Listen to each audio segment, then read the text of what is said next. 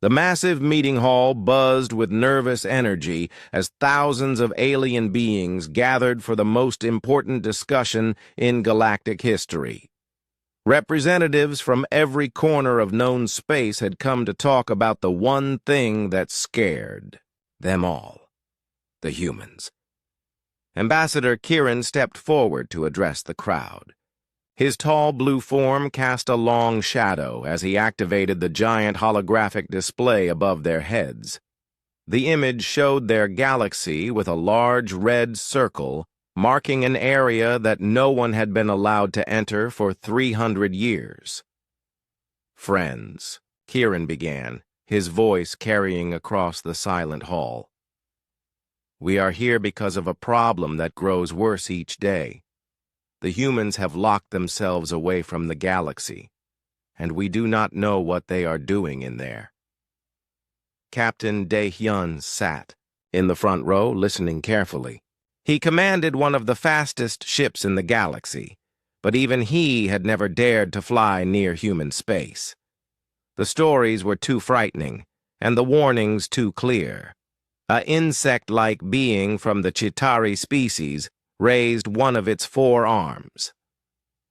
"Our old stories speak of metal monsters that hunt in the dark," it said in a voice that clicked and buzzed. "Ships that went toward human space sent back screams before they went silent forever." From across the room, a crystal creature that glowed with inner light spoke up. "Our records tell of impossible things. Space itself twists and bends near their borders. The laws of nature seem to break down there." Dr. Minji stepped forward from her seat among the scientists. She was small compared to most beings in the room, but her knowledge was respected by all. "I have studied every probe we have sent toward human territory," she announced. "In 50 years, we have lost over 200 ships. Each one was destroyed or captured within 3 days." The hall fell completely silent. 200 ships was not a small number. Each probe had carried the best technology the galaxy could build. "Tell us about the first contact," called out a young delegate who had been born long after those terrible days. Kieran's face grew dark with painful memories. 300 years ago, the Dominion Empire decided that humans were weak and primitive. They sent their greatest war fleet to conquer Earth and take its resources. It should have been an easy victory.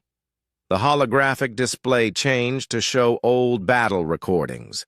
Small human ships faced off against the mighty Dominion fleet. At first, it looked like the humans would be crushed quickly, but something unexpected happened, Kieran continued. "The humans fought with a fury we had never seen before. They used tactics that seemed impossible. They turned their own ships into weapons and crashed them into our vessels. They fought even when there was no hope of winning." Dae-hyun watched the recordings with growing worry. The human ships were tiny compared to the Dominion vessels, but they moved with deadly purpose. They appeared from nowhere and struck at the weakest points of the enemy fleet. "The worst part came when the Dominion tried to retreat," Kieran said. "The humans followed them. They hunted down every single ship and destroyed them all. Not one Dominion vessel made it home." A chill ran through the assembly. The Dominion had been one of the strongest military powers in the galaxy. To lose an entire fleet was beyond belief. Dr. Minji activated another display. After that battle, the humans sent one message to the galaxy. It was simple: stay away from our space, and we will stay away from yours. Then they went completely silent. "What have they been doing for 300 years? Asked a worried voice from the crowd. "That is what terrifies us," Minji replied. "Our long-range sensors have detected massive construction projects within human territory. The energy readings suggest they have built structures the size of entire star systems." The display showed energy signatures that made no sense. The readings were so high they seemed impossible. No known technology could produce such massive amounts of power. Daehyun studied the data with the eye of an experienced ship captain. What he saw made his blood run cold. These readings suggest the humans have captured the power of entire stars, he said slowly. Not just one star, Dr. Minji corrected. Our best guess is that they control the energy of dozens of star systems within their territory. The hall erupted in frightened chatter. Controlling one star was beyond any known technology. Controlling dozens was impossible to imagine. An old delegate from a peaceful species stood up slowly. Perhaps they are no longer the same humans we met 3 centuries ago. Perhaps they have become something beyond our understanding. Kieran nodded, grimly. That is exactly what we fear. Our latest sensor sweeps have detected massive fleet movements within human space. Whatever they are building, they are almost finished. The display changed again to show the most recent intelligence. Dark shapes moved through human territory like shadows. The ships were huge, larger than anything the galaxy had ever built, but they moved with smooth grace that suggested incredible technology. How many ships do they have? Someone asked fearfully. We cannot be sure, Minji replied. Our sensors can barely see through the interference, but we estimate thousands of vessels, each one larger than our biggest warships. Captain Daehyun felt fear creep up his spine.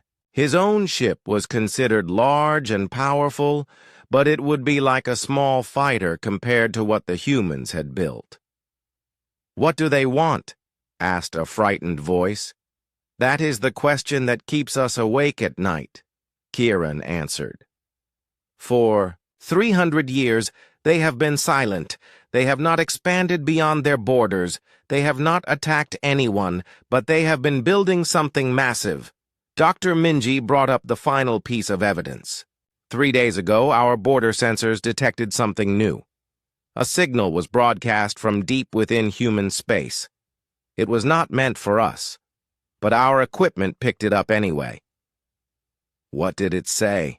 Daehyun asked. It was a countdown, Minji replied. Quietly. In human language, counting down from 100 days. We do not know what happens when it reaches 0. The assembly fell into complete silence. A countdown meant the humans were preparing for something. After 3 centuries of silence, they were finally ready to act. We need to know what they are planning, Kieran declared. The safety of the entire galaxy may depend on it. As the meeting continued, one thing became clear to everyone present. The humans were no longer the primitive species that had struggled against the Dominion. They had become something far more powerful and mysterious. The question was whether they still remembered the galaxy that had once tried to destroy them, and what they planned to do about it. Captain Hyunwoo stood on the bridge of his ship, the silent observer, watching the stars grow brighter ahead. His vessel was the most advanced stealth ship the Galactic Council had ever built. It could hide from almost any sensor system in the galaxy. Today he hoped it would be enough to spy on the humans without being caught. How far to the human border? He asked his crew. 2 light years and getting closer, Captain, came the reply. All stealth systems are working. We should be invisible to their sensors. Hyunwoo was not so sure. The humans had surprised everyone before. 300 years ago, they had beaten the mighty Dominion fleet with ships that should have been no match for such powerful enemies. What had they learned in all that time? Dr. Sora worked at her science station, watching data flow across her screens. As the ship's expert on alien species, she knew more about different life forms than almost anyone. But humans were a mystery that had puzzled scientists for centuries. Captain, she called out, I am reading strange energy patterns ahead. The signatures are unlike anything in our databases. Tactical Officer Jin Woo looked up from his console. I can confirm those readings. The energy output is massive, but it does not match any known power source. Whatever the humans are using is far beyond our technology. Communication specialist Hana had been listening to radio signals from human space. For hours, she had heard nothing but static. Then suddenly, her equipment came alive with activity. "Captain," she called out urgently, "I am picking up massive communication traffic from within human territory. The volume is incredible. They are talking to each other across dozens of star systems instantly." Hyunwoo frowned. Instant communication across such distances was impossible according to everything they knew about physics. Even the fastest signals took years to travel between star systems. "Are you certain?" he asked. "Yes, sir. The signals are coordinated and synchronized. They are somehow sending messages faster than light itself." The ship continued forward, and soon they reached the edge of human space. What they saw there made everyone on the bridge go silent. The Sol system, humanity's home, was no longer the same. Where once a single star had provided light and warmth to a few planets, now there was something incredible. Millions of structures surrounded the star, capturing its energy and sending it to massive installations. "It is a Dyson swarm," whispered engineer Dong Yun. "They have built a shell around their star to capture all of its energy." But that was not the most shocking discovery.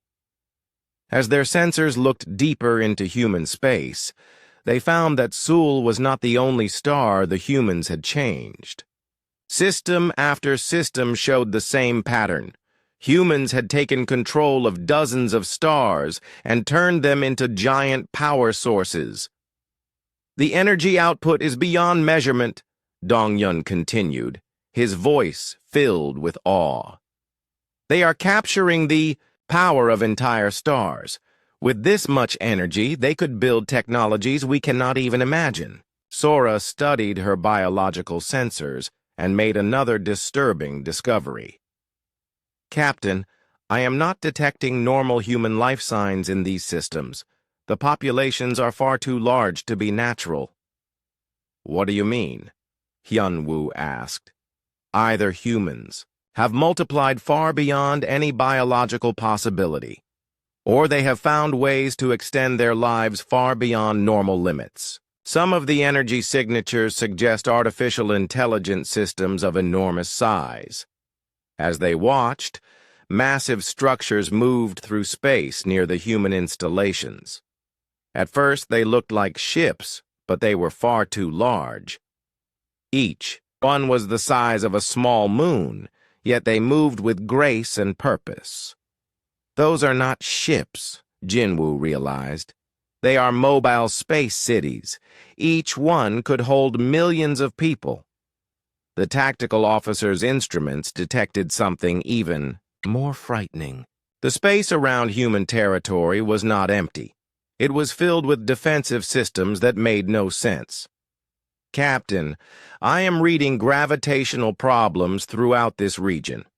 The humans have created artificial gravity wells. They can trap ships or redirect them without warning." Hana looked up from her communication console with fear in her eyes. "Sir, I am detecting controlled antimatter reactions in the defensive border. They are using antimatter as a defensive weapon." Antimatter was the most dangerous substance in the universe. A small amount could destroy an entire city. The humans seemed to be using it casually as part of their border defenses. But the most terrifying discovery came when Dong Yun analyzed the space around them more carefully. "Captain," he said slowly, "I think we have a serious problem." "What is it?" "These readings suggest the presence of controlled black holes, small ones, but definitely black holes. The humans are using them as some kind of sensor network." Hyunwoo felt his heart skip a beat. Black holes were forces of nature that could destroy anything that came too close. The idea that humans could control them was beyond frightening. They continued watching. The crew of the Silent Observer began to understand that they were not looking at a normal civilization. The humans had become something far beyond what anyone had imagined. Their technology seemed to break the basic laws of physics. They had faster-than-light communication, controlled black holes, and captured the energy of entire stars. They had built mobile cities in space and surrounded their territory with defensive systems that could destroy entire fleets. How is any of this possible? Sora wondered aloud. Jinwoo studied his tactical displays and came to a disturbing conclusion. I think we are looking at a civilization that has unlimited resources. They have unlimited energy, unlimited materials, and unlimited time to develop their technology. 300 years, Hyunwoo said quietly. They have had 300 years to build all of this without any interference from the outside galaxy. Hana suddenly looked up from her console with alarm. Captain, I am detecting organized data transmissions aimed at our position. What kind of transmissions? They appear to be sensor scans, very detailed ones. Sir, I think they know we are here. The bridge fell silent. Their stealth technology was supposed to make them invisible to any known sensor system. If the humans could detect them, it meant their technology was far more advanced than anyone had believed. Are you certain? Hyunwoo asked. Yes, sir. The scans are very precise. They know our exact position, our ship's details, and probably everything about our crew as well. Donghyun checked his instruments and confirmed their worst fears. Captain, I am detecting multiple energy signatures approaching our position. Whatever is coming, it is big and it is fast. Through the main screen, they could see lights moving toward them through space. The objects were still too far away to see clearly, but they were definitely heading straight for the Silent Observer. Should we run? Asked the navigation officer. Hyunwoo thought about their options. They had learned more about human capabilities in a few hours than the galaxy had discovered in 3 centuries. But if they left now, they might never get another chance to understand what humans had become. Not yet, he decided. Let us see what they want. As the unknown objects grew closer, it became clear that they were ships. But they were unlike any vessels in the galactic databases. They moved without visible engines, produced no heat signatures, and seemed to ignore the normal rules of space travel. Captain, Hana said quietly, I am receiving a communication request. From the approaching ships? Yes, sir. They are asking permission to make contact. Hyunwoo took a deep breath. After 300 years of silence, the humans were finally ready to talk. The question was whether the galaxy was ready for what they had to say. Open the channel, he ordered. The main screen came to life, and for the first time in 3 centuries, a human face appeared before galactic representatives. The man looked normal enough, but his eyes held knowledge that seemed almost infinite. Greetings, the human said in perfect galactic language. Welcome to human space. We have been expecting you. The human ship that came toward the Silent Observer was beautiful in a way that was hard to describe. Its surface seemed to glow with inner light, and it moved through space without any visible engines. Captain Hyunwoo watched in amazement as the vessel glided closer with impossible smoothness. I am Captain Taemin of the Prometheus Dawn, the human on the screen said, with a slight smile. I apologize if our detection system surprised you. We have been watching your approach since you entered our outer sensor area 3 days ago. Hyunwoo felt his stomach drop. 3 days ago, they had been 2 light years away from human space. The idea that human sensors could reach that far was deeply troubling. "You knew we were coming?" he asked. "Of course," Taman replied. "We have been monitoring galactic communication channels for decades. We knew the Council would eventually send someone to investigate. We have been waiting for you." On the bridge of the Silent Observer, Dr. Sora leaned forward with great interest. This was the first time in 3 centuries that anyone had spoken with a human. The man on the screen looked completely normal, but there was something about his calm confidence that suggested he knew far more than he was saying. "We come in peace," Hyunwoo said carefully. "We are here only to observe and learn." Taman laughed, and it was a warm, genuine sound. "Captain, you have been spying on us with one of the most advanced stealth ships in the galaxy, but we appreciate the polite approach. Would you like to come aboard our vessel? We can offer you proper first contact." The crew of the Silent Observer looked at each other nervously. Boarding a human ship meant putting themselves completely at the mercy of beings whose capabilities they did not understand. "Is it safe?" Hana asked quietly. "Safer than staying out here," Jinwoo said, studying his tactical displays. "I am reading 17 more human ships approaching our position. We are completely surrounded." Hyunwoo made his decision. "We accept your invitation, Captain Taman." The transfer to the human ship was unlike anything they had experienced. Instead of using shuttlecraft, the humans simply moved the alien crew directly from one ship to the other. One moment they were on the Silent Observer, and the next they found themselves standing in a large chamber aboard the Prometheus Dawn. Navigator. Yuna greeted them with a warm smile. She looked young, but her eyes held the same depth of knowledge as Captain Taman. "Welcome aboard," she said. "I hope the teleportation did not cause any discomfort." Sora looked around in amazement. The chamber they were in was larger than the entire bridge of their own ship, yet somehow they knew this was just a small part of the human vessel. "Teleportation?" she asked. "That technology is only theoretical." Chief Science Officer Kyung-min stepped forward. She was an older woman with silver hair and a kind face. "Many things are theoretical until someone figures out how to make them work," she said with amusement. "We have had 3 centuries to solve interesting problems." Security Chief Jisoo stood nearby, and while she seemed friendly enough, there was something about her that suggested she could handle any threat with ease. She watched the alien visitors with professional interest, but showed no sign of fear or concern. "Your ship," Dong-Yun said, looking around at the advanced technology that surrounded them. "How does it move without engines?" Yuna smiled. "We control space-time itself. Instead of moving through space, we convince space to move around us.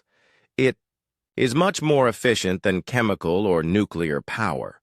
The engineering ideas behind such technology were beyond anything the galaxy had imagined. To control space-time required mastery of fundamental forces that most species could barely detect, let alone use. Captain Taman led them through the ship, showing them wonders that made no sense. They passed through gardens where plants grew, in impossible colors and shapes. They saw workshops where machines built themselves from raw energy. They visited laboratories where scientists worked on projects that seemed like magic. "How many people live on this ship?" Hyunwoo asked. "About 50,000, Taman replied casually. "Though live might not be the right word. Many of our crew members are not biological anymore." The meaning of that statement was staggering. If humans had learned to transfer their minds to artificial bodies, they could live forever and survive in places that would kill biological life. Dr. Kyungmin led them to her laboratory, where she showed them technologies that made the galaxy's greatest achievements seem primitive. She demonstrated matter creation, where she made complex objects from pure energy. She showed faster-than-light communication by talking to colleagues in other star systems as if they were in the same room. "This is impossible," Sora whispered. "These technologies break fundamental laws of physics." "Only if you limit yourself to the physics you currently understand," Kyungmin replied gently. "We have discovered that the universe is far more flexible than most species realize." The most impressive demonstration came when Kyungmin introduced them to her research assistant. At first it seemed like a normal hologram, but as they watched, they realized it was something far more advanced. "This is an artificial intelligence," she explained. "It has full consciousness and free will. It chose to work with me because it finds our research interesting." The AI smiled and spoke directly to the visitors. "It is a pleasure to meet representatives of the galactic community," it said. "We have been curious about your civilizations for a long time." Jinwoo stared at the artificial being in shock. True artificial intelligence was considered impossible by most galactic scientists. The computational power required was beyond imagination. "How many AI beings do you have?" he asked. "Millions," Taemin replied. "They are full citizens of human civilization. Many of them have chosen to explore the galaxy in ways that biological beings cannot." As the tour continued, the alien visitors began to understand that they were not just looking at advanced technology. They were seeing an entirely different way of thinking about existence itself. The humans had solved problems that the galaxy considered impossible. They had unlimited energy, matter creation, artificial intelligence, and technologies that seemed to bend the laws of physics. But more than that, they had created a society where biological and artificial beings worked together as equals. "Why? Did you isolate yourselves for so long?" Sora asked. The mood in the room changed. Captain Taemin's expression became more serious, and the other humans exchanged meaningful looks. "That," he said quietly, "is a longer story, one that involves pain and loss that shaped everything we became." Security Chief Jisoo stepped forward. "The galaxy tried to destroy us once," she said simply. "We decided that we would never let that happen again." The simple statement carried weight that made all the alien visitors uncomfortable. They had come to spy on humans, thinking them primitive and isolated. Instead, they had found a civilization that had grown beyond anything the galaxy could imagine. "What do you want from us?" Hyunwoo asked. Taemin smiled, but it was not entirely friendly. "That depends," he said. "What does the galaxy want from us?" The question hung in the air like a challenge. The humans had shown them incredible wonders and treated them with respect and kindness. But underneath the friendly welcome was a clear message. Humans were no longer the weak species that had been attacked 3 centuries ago. "We want to understand," Hyunwoo said honestly. "Understanding is good," Kyungmin said approvingly. "It is the first step toward wisdom. But understanding requires trust," Jisoo added. "And trust must be earned." As the meeting continued, the alien crew realized they were not just participating in first contact. They were being tested. The humans were deciding whether the galaxy had changed enough to deserve a second chance.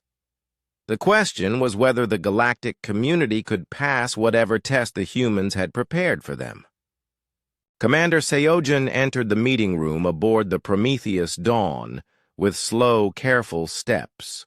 His face carried the marks of someone who had seen too much pain and lived too long with difficult memories. The alien visitors could sense immediately. that this man had experienced things that had changed him forever.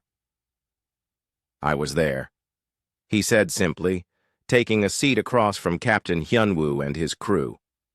"I was there when your galaxy tried to wipe us out."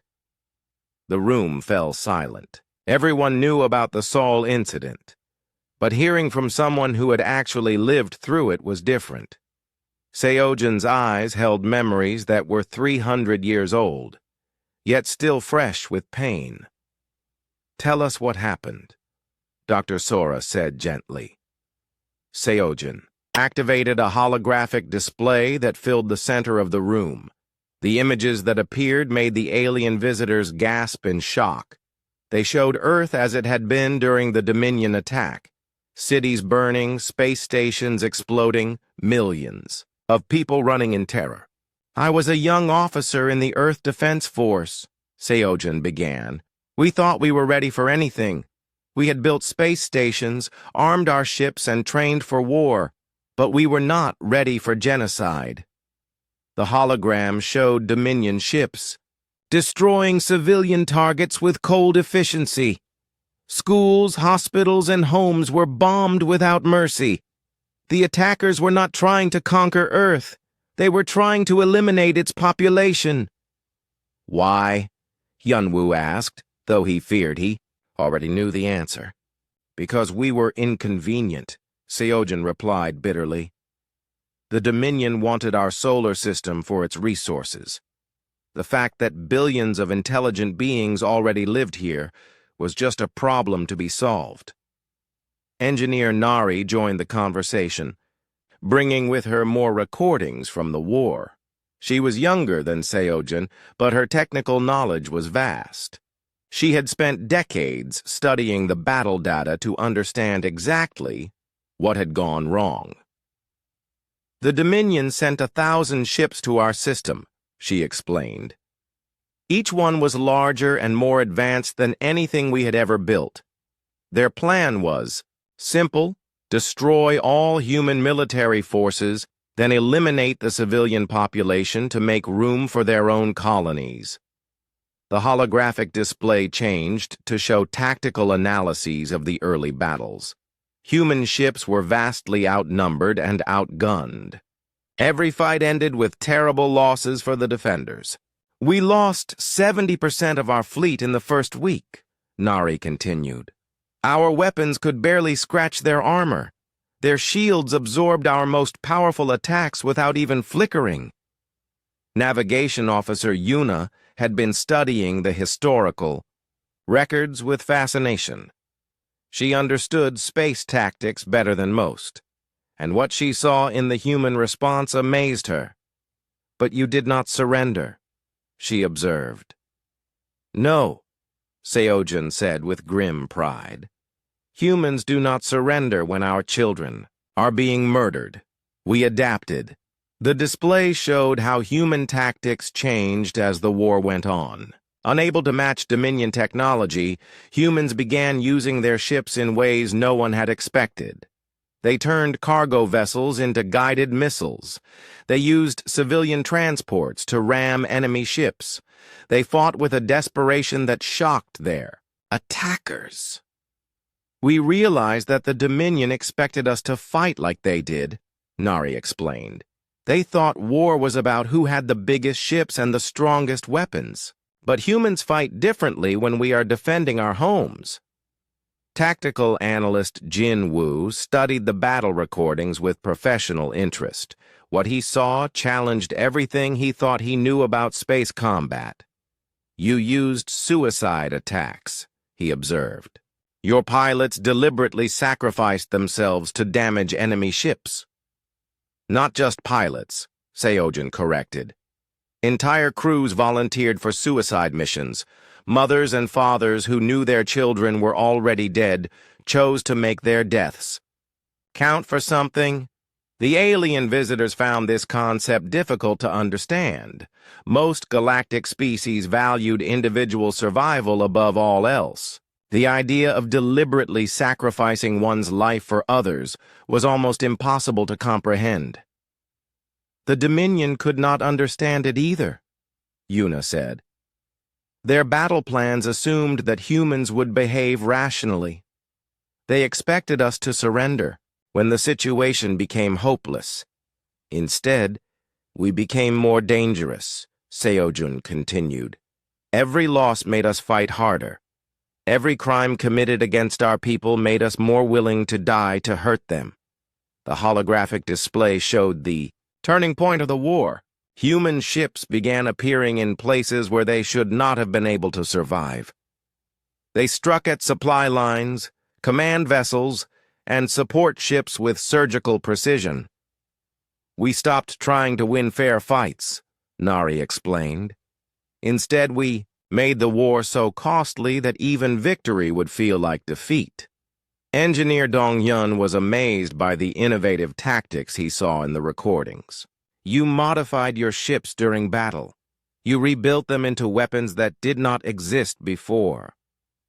Necessity is the mother of invention, Seojun said with dark humor. When your entire species is facing extinction, you find solutions that seemed impossible before. But the most shocking revelation was still to come. Security Chief Jisoo activated another set of recordings that showed the final phase of the war. When the Dominion tried to retreat, she said quietly, we followed them. The images showed human ships pursuing the fleeing Dominion fleet across multiple star systems. What had started as a desperate defense had become a hunt for revenge. Every ship that had attacked our world was tracked down and destroyed, Jisoo continued. We followed some of them for months across the galaxy. Not one Dominion vessel from the invasion fleet survived. The systematic nature of the pursuit was chilling. Humans had not simply defended themselves, they had eliminated every trace of the force that had threatened them. The galaxy learned about human determination that day, Seojun said. But they learned the wrong lesson. What do you mean? Captain Hyunwoo asked. They thought we were violent and dangerous, Seojun replied. They decided that humans were a threat that needed to be contained or controlled, so they began planning for the next attack. The revelation hit the alien visitors like a physical blow. The galaxy had not learned to respect human courage. They had learned to fear human effectiveness. You knew they would come back? Sora asked. Of course, Nari replied. We intercepted their communications. We saw their military buildups. They were preparing to return with even larger fleets and more advanced weapons. So we made a decision, Yuna said simply. We would not wait for the galaxy to destroy us. We would become strong enough that no one would ever try again. The 3 centuries of isolation suddenly made sense. Humans had not hidden from the galaxy out of fear. They had used the time to prepare for the inevitable next attack. Everything you have seen, Jisoo said, gesturing toward the advanced technology around them, was built for one purpose, to ensure that humanity would never again be vulnerable to genocide. The alien crew sat in stunned silence as the full meaning of what they had learned sank in. The galaxy had created its own worst nightmare by trying to destroy a species that refused to die quietly. What do you want from us now? Hyunwoo asked quietly. Seojun's expression softened slightly. What we have always wanted, he said. To live in peace and raise our children without fear. But peace requires mutual respect, and respect must be earned through strength. The question, Jisoo added, is whether the galaxy has learned wisdom in the last 3 centuries, or if you are still the same predators who tried to exterminate us before. The weight of that question hung heavy in the room. The alien visitors realized they were not just representatives of scientific curiosity, they were ambassadors for the entire galaxy's future relationship with humanity. The test had begun, and the stakes could not be higher. The journey deeper into human space took the alien crew far beyond anything they had imagined possible. Captain Taman guided their small group through a gateway that seemed to bend space itself, and suddenly they found themselves in a system that made no sense according to known physics and engineering. Research Director Sang-Yun waited for them at the entrance to the most advanced facility the galaxy had ever seen.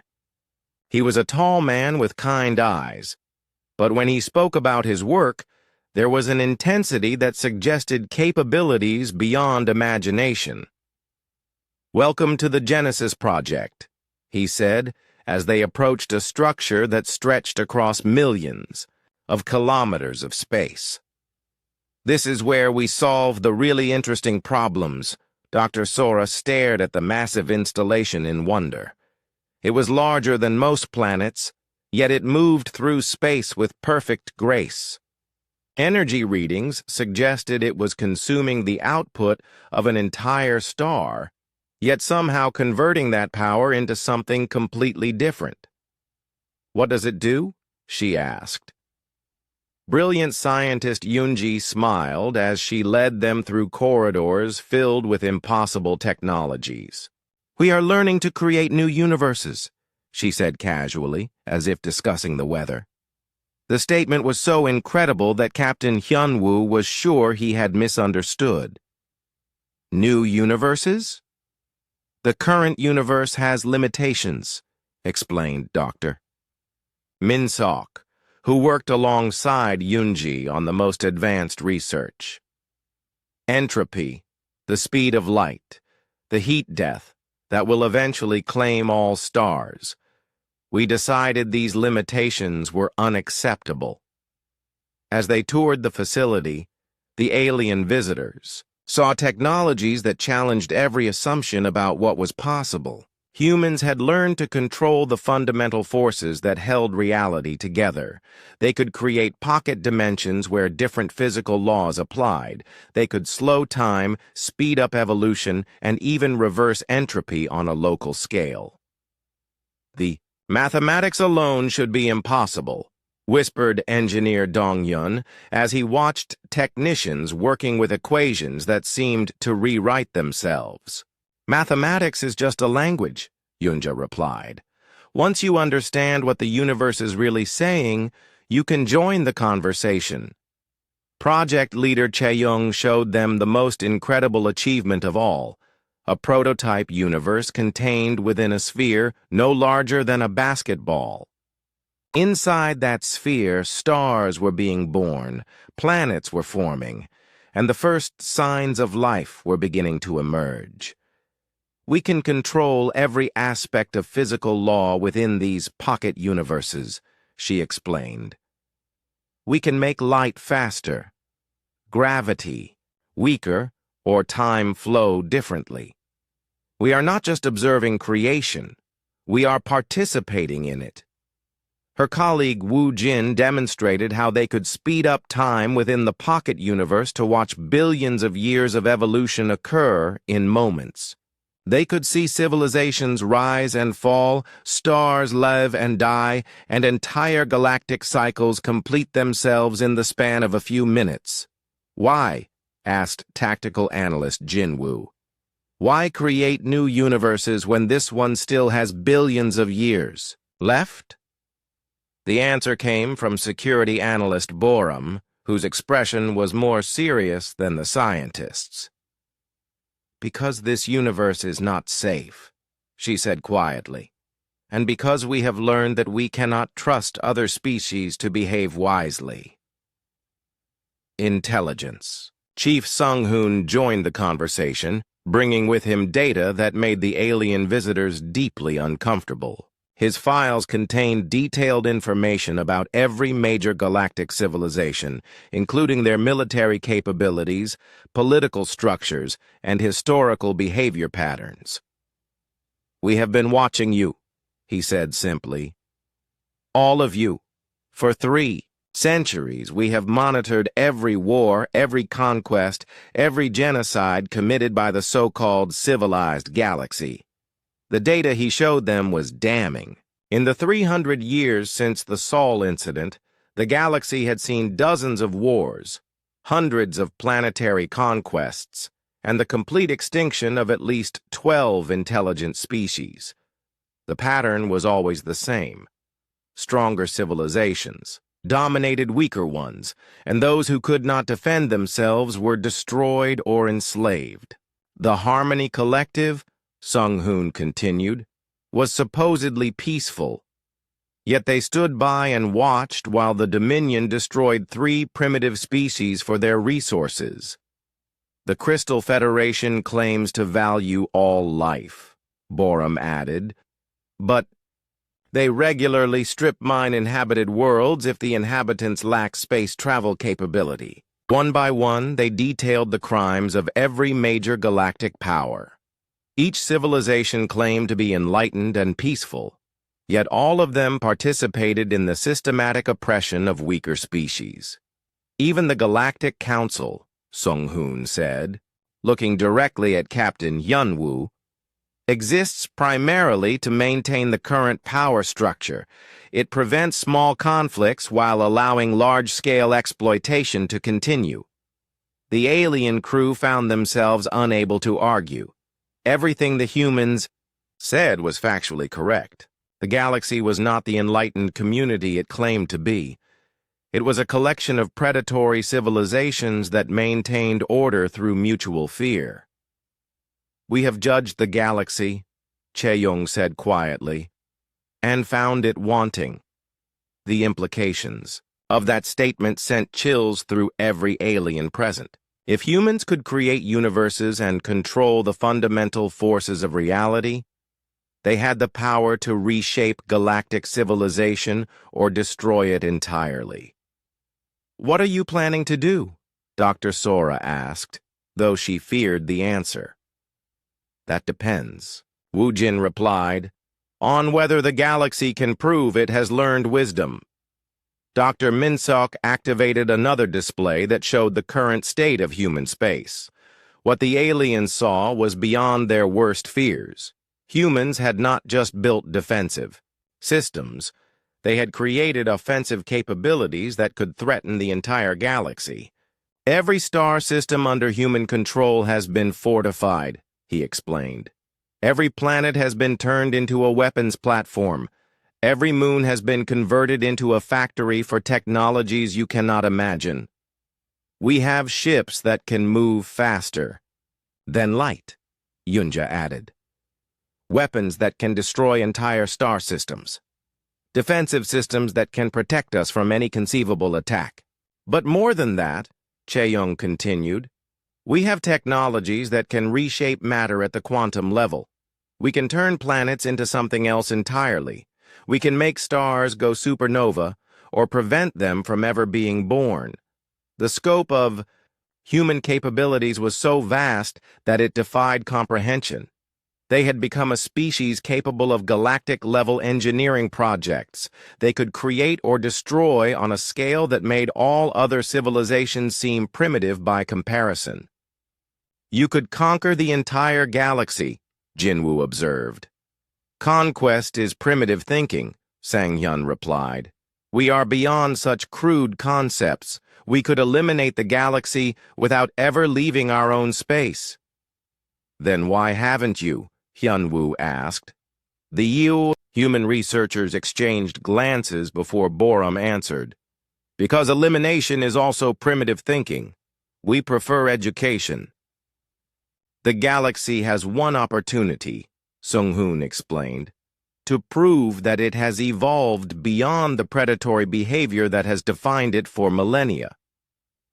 "What kind of opportunity?" Communications specialist Hana asked nervously. Chae-young smiled, but it was not entirely reassuring. "You are going to return to the Galactic Council," she said. "You are going to tell them everything you have seen here, and then we will see how they respond." "What if they respond poorly?" Sora asked. "Then we will implement other solutions," Wu Jin replied diplomatically. The alien visitors understood that they were witnessing the end of one era and the beginning of another. Humanity had grown beyond anything the galaxy could control or even understand. They had become a force that could reshape reality itself. The question was whether the galaxy would choose to evolve alongside them or cling to old patterns that humans were no longer willing to tolerate. "You have seen our capabilities," Sang Yun said as the tour concluded. "Now you must decide what to do with that knowledge." "The galaxy stands at a crossroads," Yunja added. "Choose wisely, because this is the last chance you will get." As they prepared to return to their ship, the alien crew realized they carried with them the future of galactic civilization. Their report would determine whether the next chapter of history would be written in cooperation or in fire. The return journey to galactic space felt different now that the crew of the Silent Observer understood what they were leaving behind. Captain Hyunwoo stood on his bridge, watching human territory disappear behind them, knowing that he carried information that would change the galaxy forever. Captain Taman had accompanied them partway back, his advanced ship easily keeping pace with their vessel, despite using technology that seemed to ignore the normal rules of space travel. When they reached the edge of what humans considered neutral space, he activated a communication channel for one final conversation. "Captain Hyunwoo," he said, his image appearing on the main screen. "I want to make sure you understand what you have seen." "I think we understand," Hyunwoo replied carefully. "Your people have capabilities beyond anything we imagined possible." "That is not what I mean," Taman corrected gently. "What you have seen is not just advanced technology. You have seen what happens when an entire species dedicates itself to survival and growth for 3 centuries without interference."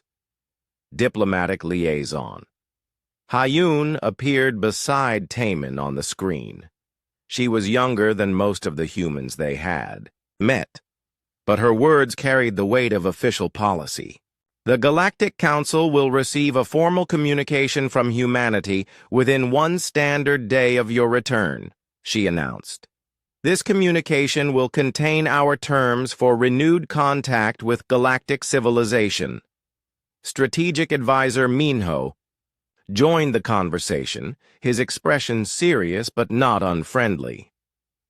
"The terms are simple," he said. "The galaxy has 1 standard year to demonstrate that it has evolved beyond the predatory behavior that has defined it for millennia." Dr. Sora leaned forward with interest. "What exactly do you want us to do?" "End all aggressive expansion," Hyun replied. "Stop the exploitation of primitive species. Establish genuine peaceful coexistence between all galactic civilizations." "See. Return," Minho continued.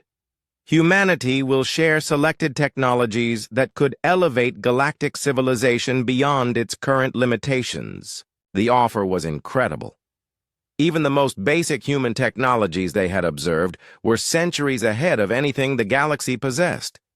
Access to faster-than-light communication alone would revolutionize interstellar commerce and diplomacy. And if the galaxy refuses?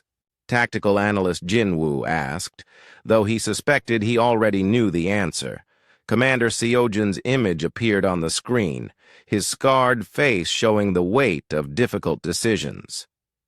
"Then humanity will implement alternative solutions," he said quietly. "What kind of alternative solutions?" Engineer Dongyun pressed. "The kind that ensure human survival," Seojun replied.